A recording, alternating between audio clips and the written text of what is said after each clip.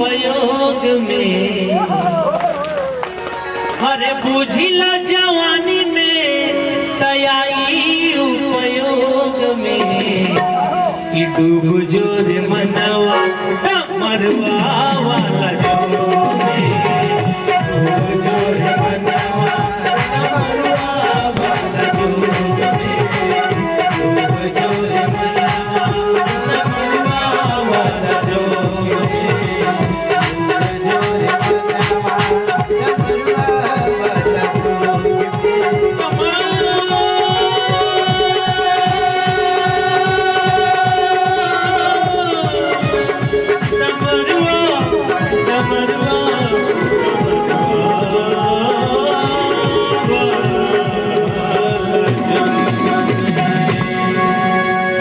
डम के भाव समझ ले, एक राम में रहस्य भरल बा, बम बम के मंत्र जप ले, एमे बड़ बड़ राज बचन बा। एक बार जोरदार जयकारा लगाई हमरे भोले बाबा के, एक बार प्रेम से बोली हर हर महादेव जय। बहुत बहुत प्यार भरल आप लोग के, आप लोग के आशीर्वाद, आप लोग के दुआ, छठ माई की कृपा रही तो हम हर साल आप लोग के सेवा में आई, मैया बनैले रही आई, काल के होते नहीं थे ना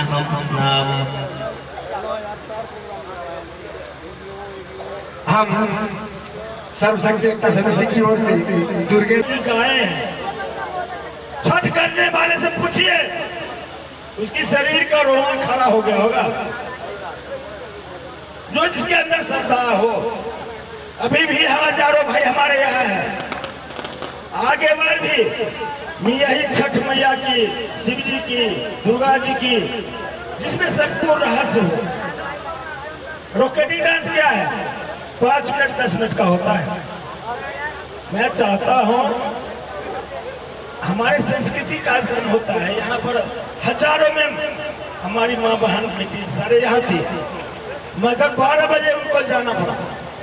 इसलिए हमारे आपके चक्कर में, हमारे आपके चक्कर में यहाँ से निकालना पड़ा है। उसकी भी नैन है। हम आप लोग 17 जगह प्रोग्राम होगा तो चला जाता है, हमारी माँ बहने बेटी कहीं नहीं जा पाती। आज उनकी घर में था, उनकी घर में छठ था। अगला कितना आशा करके आई होगी कि मैं पूरी रात प्रोग्राम देखूंगा, मगर हमारे आपकी कमी की वजह से, सोचन की कमी से वो सब 12 बजे यहाँ से चली गई। मैं पूरे साल छठ में लगा रहता हूँ।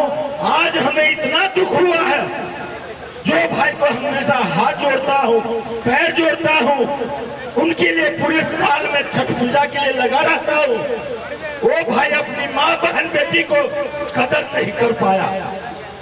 आज हमारे 1000 भाई हैं, कल हमारे लाखों भाई ये बात को समझे कि ये छठ पूजा की घाट पर रंगारंग कार्यक्रम नहीं होगा, क्योंकि हमारे माँ होती है, बहन होती है, बेटी होती है, समाज की होती है। प्रतिज्ञा ले, आगे से प्रतिज्ञा ले कि यहाँ पर हमारी माँ होती है, हमारी बहन होती है, हमारी बेटी भी होती है।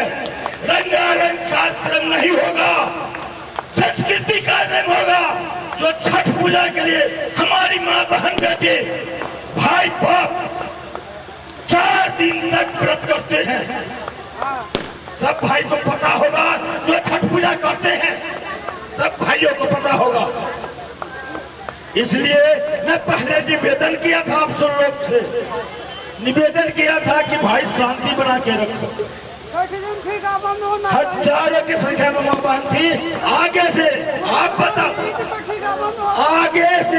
बताओगे, अरे भैया नहीं, अब भोरगढ़ में जाऊंगा तो संस्कृति कार्यक्रम ही देखूंगा, रंगारंग कार्यक्रम नहीं होगा।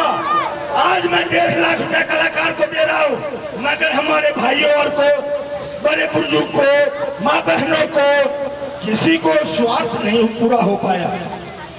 छोरे ठाट कुछ आ गया, रंगारंग कार्यक्रम कर दो, डांस करवा दो। मैं पूरी रात यहाँ नहीं था, मैं वहां ट्रैक्टर पर जाकर बैठ रहा था कि हमारे समाज के आदमी मेरे भाई ऐसे निर्दर्द नहीं हो सकता है।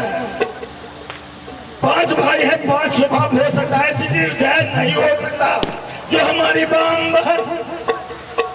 हमारी माँ बहन बेटी पिता समान बुजुर्ग सब बैठे थे, वो लोग देखा कि भाई यहाँ हम लोग का गुंजाइश नहीं है। वो लोग 12 बजे रात में यहाँ से चला गया। आगे से ऐसा ना हो इसके लिए मैं हाथ जोड़ता हूँ। पूरी साल में इसकी उपेक्षा में रखता हूँ, एक दिन की प्रोग्राम होती है, वो आप लोग का देन होगा आगे से। और इस बात को जरूर ध्यान रखना। अभी मैं आप लोग को पैर पकड़ता हूँ, निर्णय करता हूँ, आगे से ऐसा ना हो। अगर 80 साल की बूढ़ी हमारी माँ आ गई, 15 साल की हमारी लड़की आ गई, हम भाई मिल करके उनको अच्छी तरह सांस्कृतिक कार्यक्रम दिखाएंगे। हमारे समाज की है, ये नहीं यादव जी की लड़की नहीं है, यादव जी की माँ नहीं है, वो पूरी समाज की है, पूरी समिति की है। इस बात को आप लोग प्रतिज्ञा ले लीजिए और आगे से सोचिए और ऐसा ही करिएगा। हमारे बहुत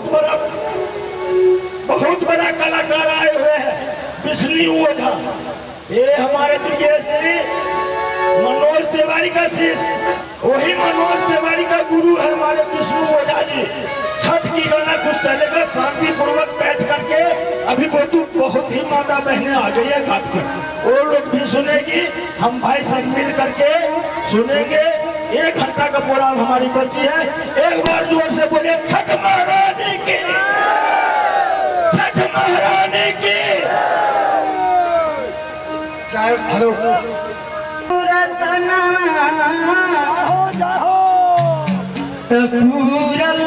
सपना अरे अन धन दिहलू रतनवा तो पूरल सपना हो। क्या बात है छठी माई दे दे तू गोदी में ललना माता करती पूजन मानू हो। छठी माई दे दे तू गोदी में ललना माता करती पूजन मानू हो। अन धन दिहलू रतनवा तो पूरल सपना मानू हो। अन धन दिहलू रतनवा तो पूरल सपना मानू हो। छठी माई दे दे तू गोदी में ललना माता करती पूजन मानू हो।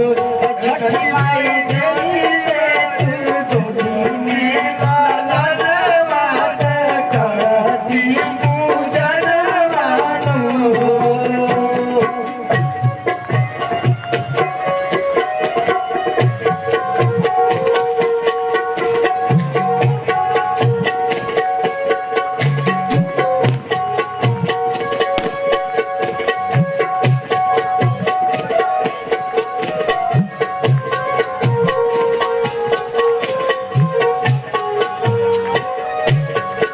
और देखिए का कहत तरी छठी मैया से बड़ा रे सुहावन लागे तोहरो परबिया लागे तोहरो परबिया केतना जतन से हम गइनी ताई अरिया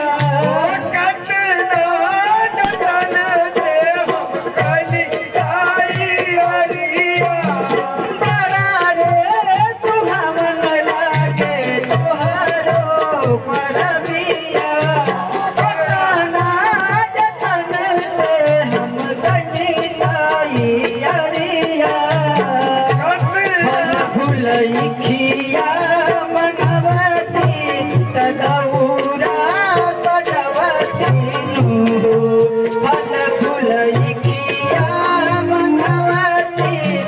दौरा सजवतीनु छठी माई अइती राउर दुनो बेला धमावात करती पूजनवानु छठी माई अइती राउर दुनो बेला धमावात करती पूजनवानु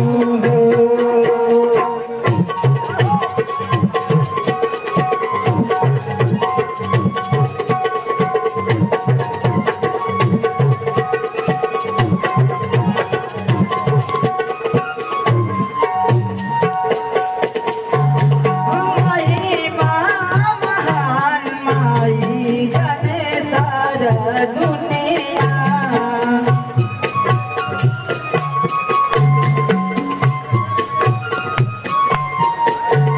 भैया को जी सोनू सारिक पूजले चरनिया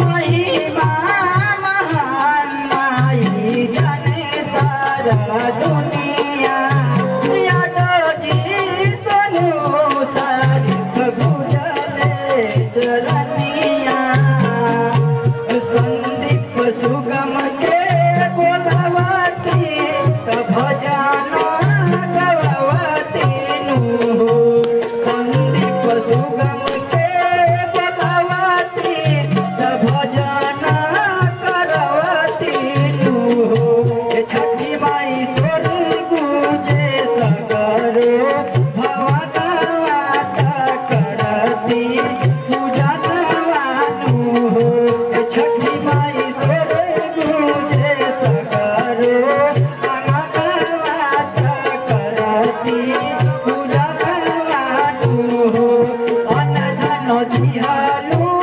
रतनवा पूरन सपनवानु अनधन जिहालू रतनवा पूरन सपनवानु छठी माई जय तू गोदी में ललनवात करती पूजनवानु छठी माई जय तू गोदी में ललनवात करती पूजनवानु छठी माई जय तू गोदी में ललनवात करती पूजनवानु छठी माई जय तू गोदी में ललनवात करती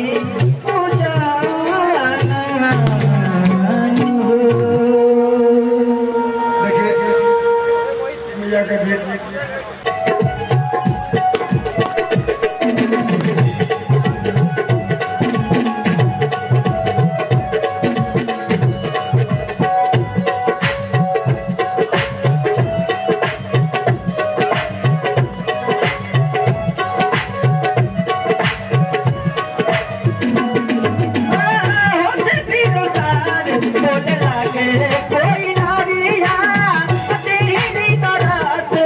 पढ़तानी पाइया हो पढ़तानी पाइया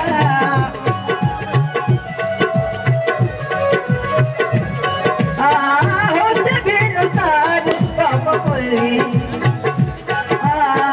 होते बिनुसार बोले लागे कोई लारिया तेरी तरस बाबा पढ़तानी पाइया अब ना लगाई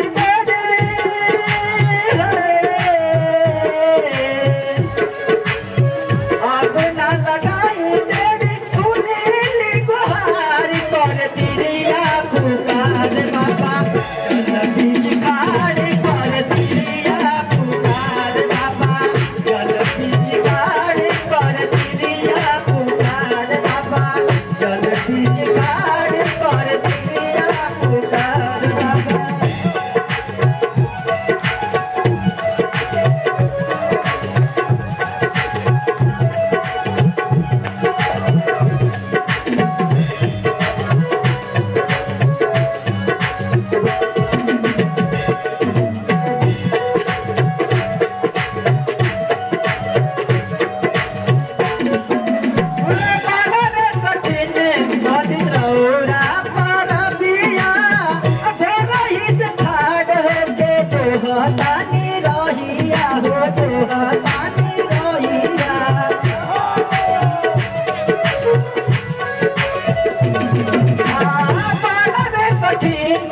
पारित रौरो परबिया भोरही से खाड़ होके जो होतानी रहिया हो जो होतानी रहिया सुनी सुनी गोदिया में सुनी सुनी गोदिया के कटी उजियारी पर तिरिया पुकार बाबा जल बीच काढ़ पर तिरिया पुकार बाबा जल बीच काढ़ पर तिरिया पुकार बाबा जल बीच काढ़ पर तिरिया पुकार बाबा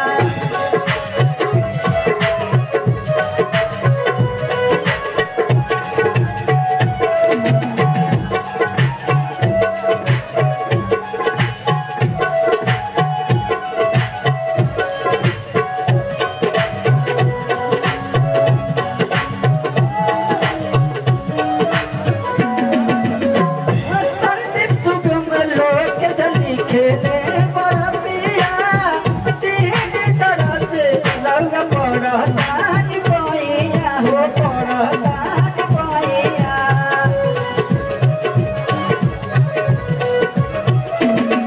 संदीप सुगम लोक से पड़तान पैया तीन घरे पैया उगते उजियार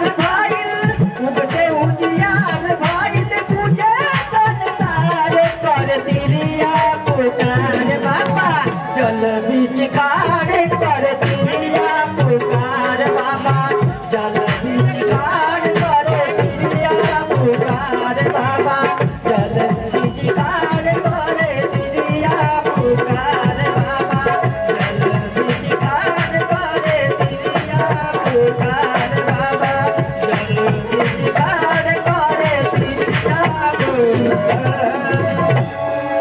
हेलो, हेलो। प्रेम से बोली छठी मैया की हेलो, अब आपके सामने आपके बीच का कलाकार हेलो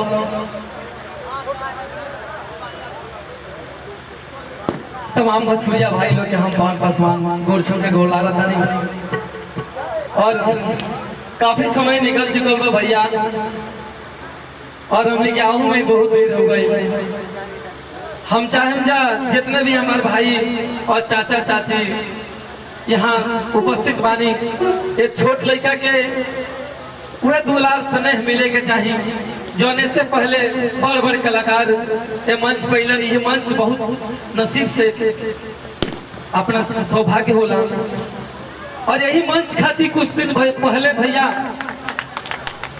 जब बेरा ये हम भी जैसा कलाकार नीचे से घूम कर चलो जाता हन मौका ना मिलत रहा आज बड़ी सौभाग्य की बात बा कि रोज सबके सामने और हम बहुत खुश नसीब बानी के मंच पर आज खड़ा बानी और ये सब हमारे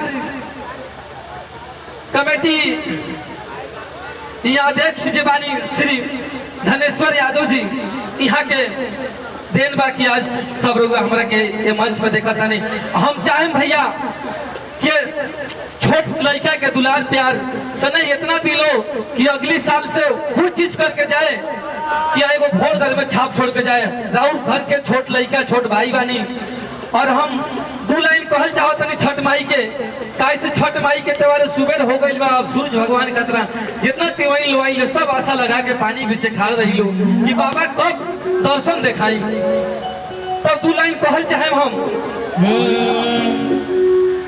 अरे पनिया में खारे बानी अरे लेके सुपुलिया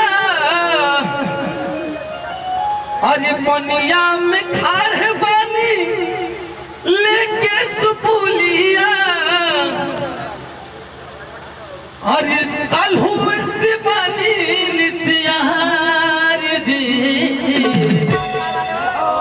दर्शन दीना आदि तक सैया बाबा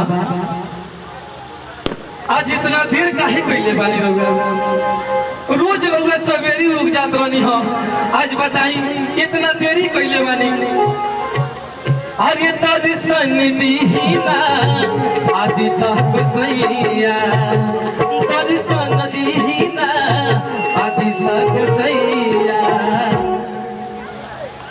हो ये तो हम छठ वर्ती लोग खातिर लाइन कहनी हो, लेकिन हमार गाना के भाव बा